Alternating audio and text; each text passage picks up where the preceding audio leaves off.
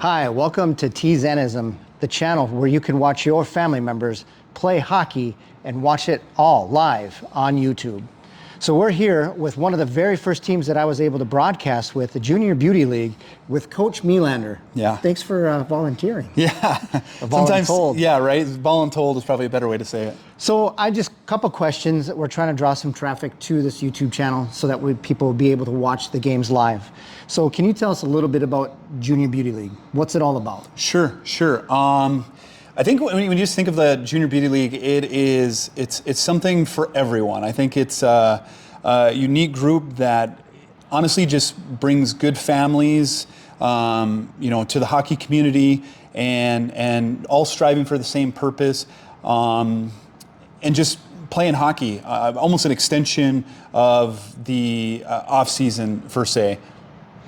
So how long can you tell us that this has been in operation? Maybe what, 5-6 years that you guys have been doing this? Yeah, so we started off as one team, and I think the cool story of it is it all started with just 4 hockey dads sitting in a room and saying, hey, this is a lot of fun. We're playing together. It would be a lot of fun for our kids to play together. They happen to all be the same age, and so we extended into a group of saying, let's do this. And other families caught on and they said, we'd like to jump on board. And so we started with 1 our first year, and then it was 3 our second, and then it was 4, and then last year we had 6. Which is a pretty good turnout. I mean, considering you guys haven't been in operation that long. Right. It's been fun to watch the following. I know everybody that has jumped on board with you guys has been very impressed with the coaching staff, its support staff, and what you guys bring to the hockey community. Speaking of community, one thing that I really like about JBL is that they get involved in the community.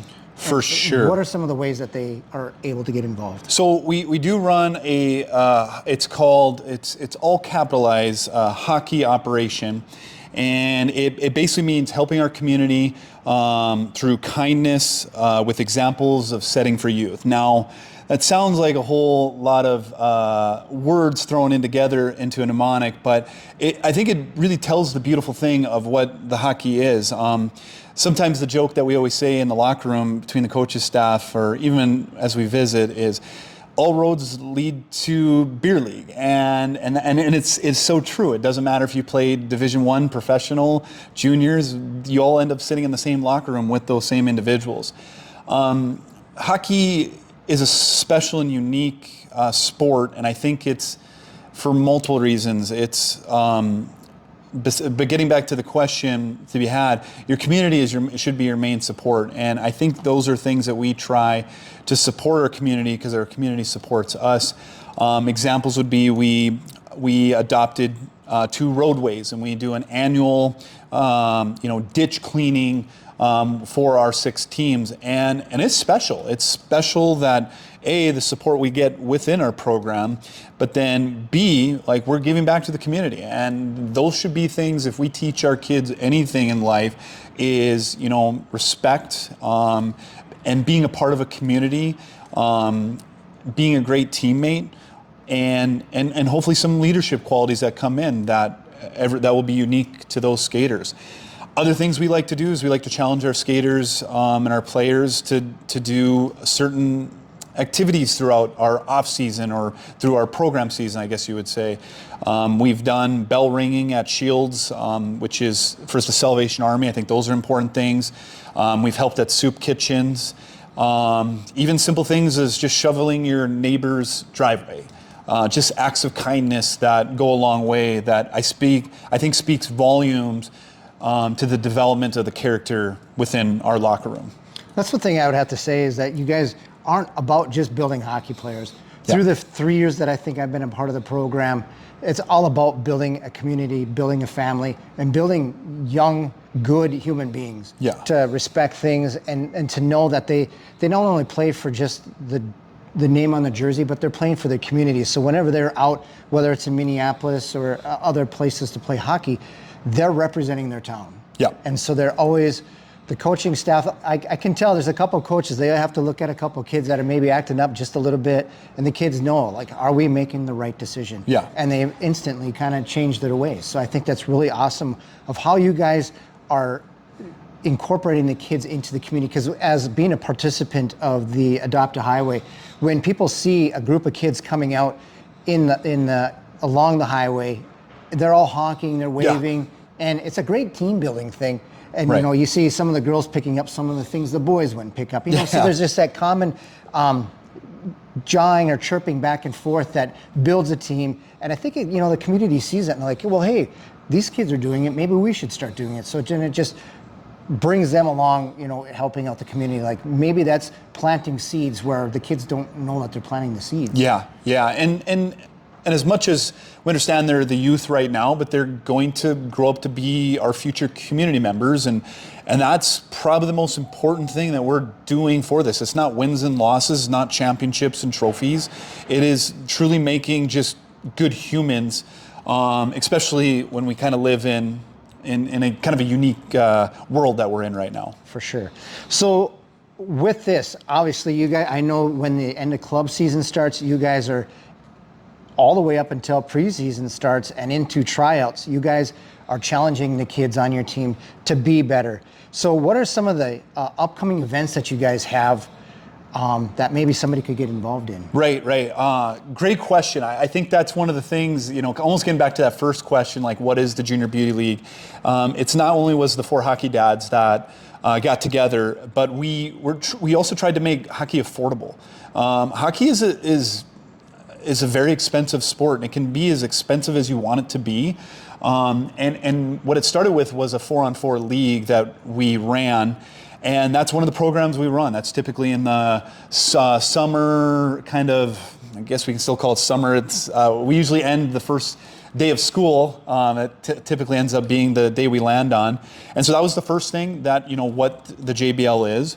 The second thing is our camp week. That was something that we saw that honestly we said, hey, let's make a week-long camp. It's a unique thing to Western North Dakota that we understand the balance with families, that some of the other camps, they might be only ran for an hour and then you got to go pick up your skater. Well, the flexibility for certain families, that's not realistic for their occupation. So we said, you know what, let's start at 8, let's be done at 4:30.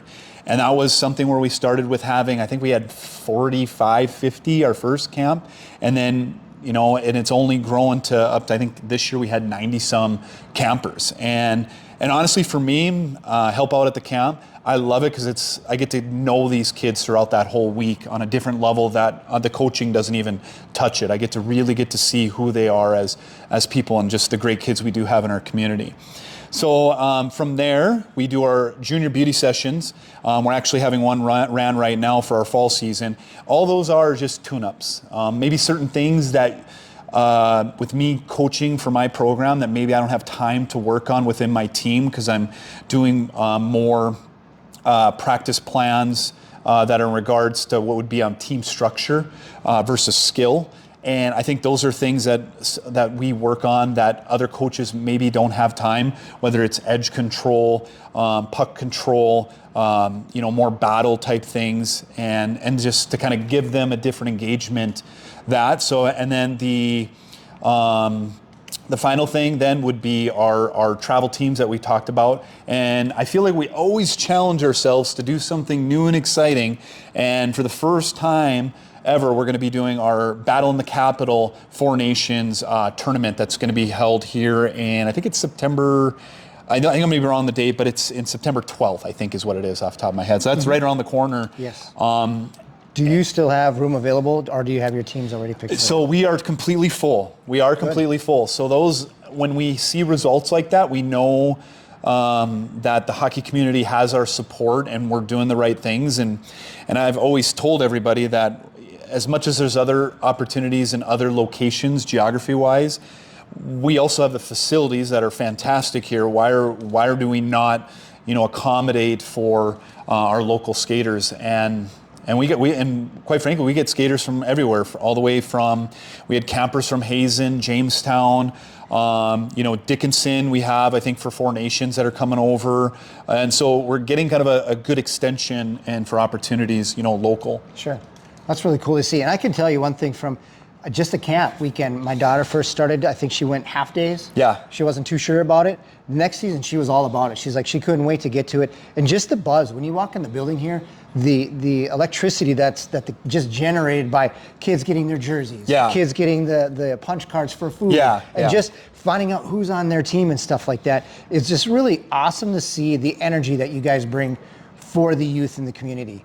What are some ways that people can get a hold of you if they're interested in JBL? Yeah, so we have a Facebook, and I think like on the Facebook, it's very powerful. It's very powerful what the internet has, and what I mean by that is we have been very blessed by sponsorships throughout our multiple years. And once again, one of the other unique things we do is having platinum and gold sponsorships. But what those sponsorships do for our youth hockey players is they are essentially donating a spot for our camps, which is a free registration. And that is a simple share, follow, and your name goes in a hat to be submitted. We actually did a drawing where we were at the Knights rink, and we ended up doing, I think we were at the Knights rink, but yeah, we ended up doing the drawing live, and which is awesome. I think those are great opportunities. Like we said, hockey's expensive, and we have sponsors that want to be a part, and when I tell them that we're going to be giving away a camp for their contribution, I mean, they just love what we're doing on that, because it's a powerful thing. And I think last year, with everything between the donations and the sponsorships we had, we gave away 10 camp spots, and we gave away, I think it was six of the 4-on-4s. So that was 16 spots, free hockey for our local kids. That's powerful. Definitely, and the word of mouth travels fast. Yeah. If it's something that these like, they're going to bring their friends with and keep going on with it. And so Facebook is probably our most powerful, just because it gives us the access. But then the other one is we do have a website. And I don't want to screw it up, because there is another website that's close and similar to it, but it's jrbeautyleaguehockey.com. And that's where we update that. That's where we can do our registration for Prospect Night.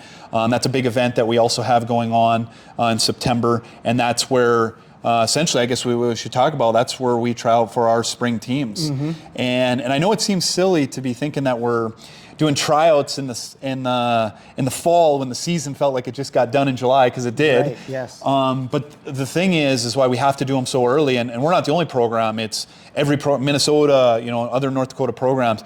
It's because the tournament due dates are in January, and that's why they end up being so soon for these different hockey clubs. Yeah, there's a lot that goes on behind the scenes that none of us are aware of, and just a little bit of time that I've been involved with it as you guys put in so much time. Yes. A lot of time. You're at the rink till the lights turn off. Sometimes you're at the rink when the lights come on. And so that's really impressive to see and be a part of. And so I kind of created this YouTube channel to give some buzz to T-Zanism, kind of a different name. I didn't create it. I'm not quite sure how I did, but it did. And to get the platforms or the teams that I broadcast live for, what kind of a plug could you give us for that if you've watched some of our games back? I mean, I'm hoping to create this channel, one for family members that want to watch their kids play that can't make the games. Maybe they're split families. One has a child in Minot, another one has a playing in Fargo, so they're on opposite sides of the state. So I'm able to bring these games to you live on YouTube. And so I'm hoping that coaches would use it for game footage. Yep. Some of the kids may be creating highlight reels so that they can clip it, or maybe it's just for your family member that wants to check in on a game and see how the kids are doing.